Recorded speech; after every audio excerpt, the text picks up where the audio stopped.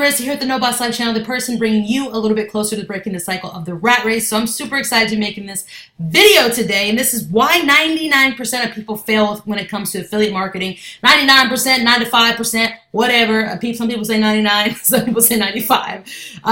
This is my video, and this is part 2, okay? I did a part 1 video not too long ago, and I said I was going to do a part 2, but I wanted it to be solid, so I didn't come out with it right away.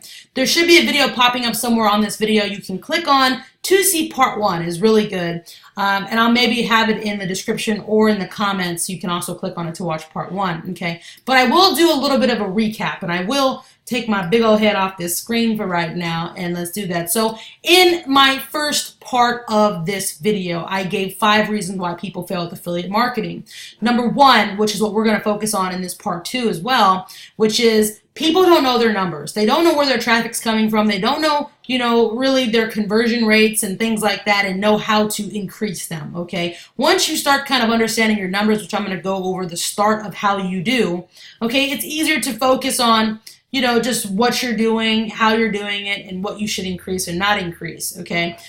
Number 2 is expectations don't match work ethic. This is really huge, especially with a lot of new people, because a lot of times we are looking at other people's success. We see this person over there, oh my God, they just made $5,000 this last week with some system. Or, we look at that and we don't think sometimes, wait, let's figure out, how long did it take them to get there? So we just see the success, and a lot of times these people will tell you, that they've struggled for years and years and years before they're actually doing what they're doing, okay?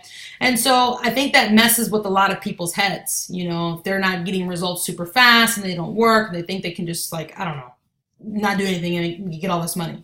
So that's that one. A lot of times people overload themselves with training before taking action. This is a big one. I know a lot of people that have so much information, you basically know what to do.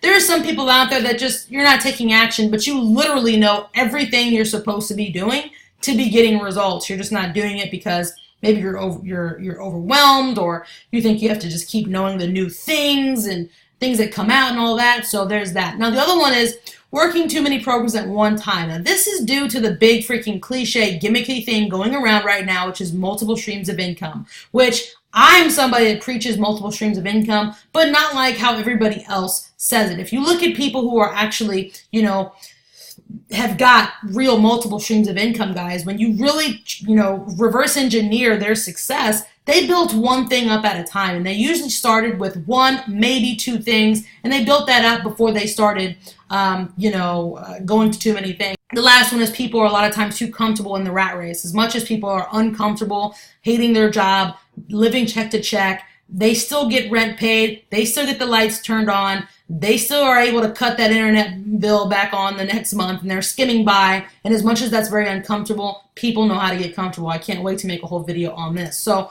why are we here? We know that we're doing affiliate marketing because we ultimately want sales, right? Sales. Maybe it's just not happening for you, right? What's that saying? Mark Cuban? I think it's Mark Cuban who says it. It's sales cure all, okay? Sales cure all. So again, we're going to focus on that first point that I had made in part 1, which is people don't know their numbers, okay? So what is the start of knowing your numbers without getting too techie? Because trust me, it can get pretty techie, right? I know some really big affiliate marketers. They track everything.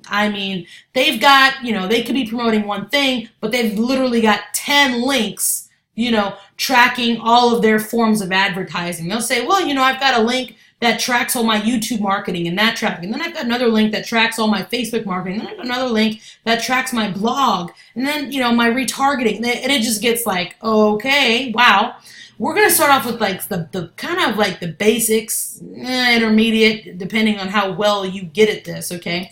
But that is your email list. This is something that I neglected for many years before I took it serious, and I really wish I did. And the reason why, okay, and this is something I haven't mentioned a lot on this channel, but I want to let you know something. When you're doing any business, okay, especially affiliate marketing, your sales lie in the follow-up. Okay, let me say that again. Your sales lie in the follow-up, okay?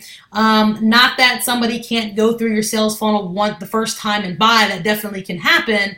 But you know, a lot of times people don't just buy things right away. They have to kind of see it a few times before they buy. You have to build up a little bit of a relationship before they buy. And you have to, this is kind of a cool way. The follow-up is almost a form of selling without really selling, okay? Okay, so I'm in my GetResponse account. GetResponse is an autoresponder. It's really good.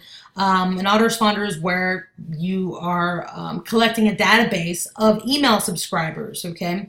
You probably created a sales funnel, and when they opt in, they get into your list, okay? So I'm going to go to my autoresponders. Now, I am not perfect at this, but I have come a long way because you're looking at a girl that literally the beginning of my journey in 2013, I thought an autoresponder tool, and I thought people always talking about the monies in the list. I thought that was kind of like hype.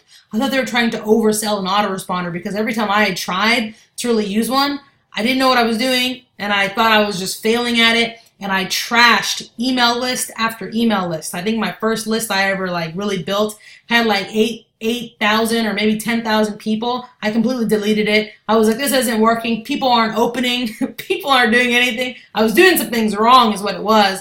And then I had a second email list that had like 15 or maybe even 20,000 people in it. Completely trashed it. And then the worst of them all, there are going to be some like internet marketers that look at this and are going to be like, this girl is the stupidest person on the planet. I cannot believe she was doing that. But the worst one of them all is I built up an email list of 80,000 people, real people. They came from a really big YouTube video that I had. And it was 80,000 people, and I completely trashed it because I didn't know what I was doing. It's craziness, right? So I'm doing this the right way here.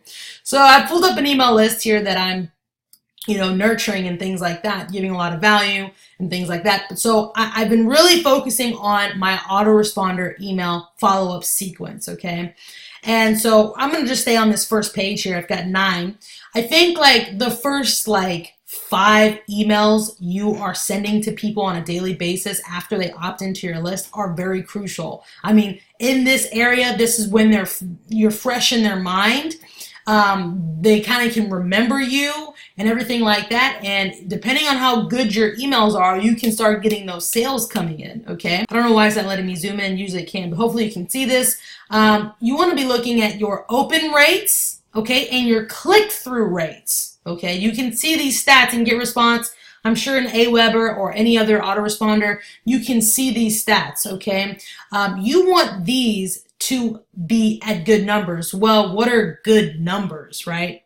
On a little article here that goes over, and this isn't too outdated, this is March 2018, that goes over like different industries that you can build an email list on, and it kind of gives you the average open rates, click-through rates. We can get into soft bounces, hard bounces, abuse rates, all that kind of unsubscribe rates, but we're going to be like looking at these 2 numbers here, the open rates. So we're in affiliate marketing, so I mean, you can kind of, here's e-commerce. If those of you guys do e-commerce, you guys can see that the average open rates for that are 15.66%, okay? It could change right now. And then click-through rates, okay? We got 2.07, okay? Now, a click-through rate, let me back up. An open rate is the amount of people that are actually clicking on your emails. Like they saw your subject line and say, I want to open that up and read what they're saying. They click on it and they read your email. A click-through rate, that was an open rate. The click-through rate is the people that actually click on a link you may have in your email. So if you're promoting something and you put an affiliate link in that email, those are the people actually clicking on it, which is a very important number. The more people you get clicking on your links, right, obviously the more, the closer they are to buying. So there's e-commerce right there. So we got education and training for those of you guys promoting things that really teach people, how to do a certain skill or whatever. That's what it is for here. I'm going to kind of go to marketing and advertising. That's what I'm just going to go on to. So open rate, according to MailChimp, okay, it's 16.48%. And for click-through rate, it's kind of low. I saw a different number somewhere else, but okay, 1.74%. Now, with that said, let's kind of come back over here to put my number. I'm going to put my little video, I guess, right here. So I got my opt-in email right here, and then on to my other autoresponder emails. So I try to really work on this. So as for that article, I'm not doing too bad. I want to keep increasing this stuff. There are people that are master email marketers that, I mean, have these numbers like, they're just like, their followers love opening their emails. They love clicking on what they have. They're just like, it's like candy to them. So I'm still kind of working on this, but these are pretty decent numbers. And the numbers I really want you to pay attention to is the click-through rate. That's a big one that I'm really focused on, okay? I love the open rates and things like that, and I think maybe my open rates are kind of average, okay? Maybe some of them are a little bit above average, but this has really helped me because not too long ago I tweaked some things, and I've definitely noticed a little bit more of a response from my autoresponder emails, people replying to them, and I've also noticed a little bit of an increase, right, of sales, okay, you know, in the very beginning stages of my autoresponder series sequence, okay? So there's that, but this is a very high click-through rate here. I think some people could be like, that's low. I don't know. From what I have seen, from what I've talked with other marketers, this is pretty high, okay? 4.26, that's pretty high. 7.16, that's pretty high. 3.7, that's pretty high. Not high. These are a little bit above average. Like the 3.7 and all of that. Like, this is what I remember seeing the first time. Like, the industry standard is like it was like a 2.2 something, I remember. So I'm trying to get all of my emails like to have a little bit more of a click-through rate. Obviously this one's very low. I may have to, actually I think I just changed this one too, so I have to let some time pass to see if this actually adjusts. So if you go check your stats and you look at your autoresponder, okay, and your stats are not like this, you know, or whatever, then that means you're going to have to change something up. Now, it could be that the leads you have are just low quality, depending on how you're marketing. If your marketing is very gimmicky, if it's not personal, if it just comes off like everybody else, then be prepared to have the regular types of leads coming into your list, right?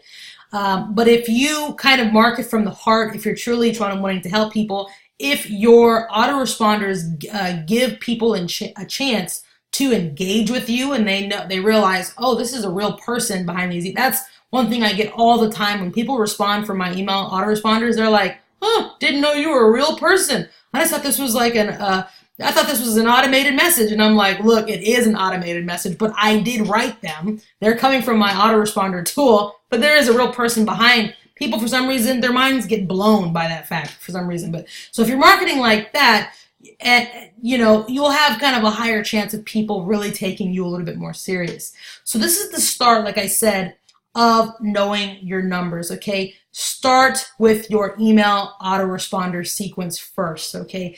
Get this pretty good. Like, this to me is good. Some people will be like, that's actually really good.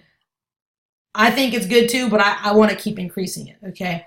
So, okay, this is something that, I mean, as time goes on, the more serious I take it and the more I increase those two numbers, my open rates and my click-through rates, okay? The more I can increase those, the faster sales can start coming in even after they opt into my list. And that's what you need to do as well. So I hope you liked this video. I hope you got some value from it. If you did, please leave me a comment. I love when you comment.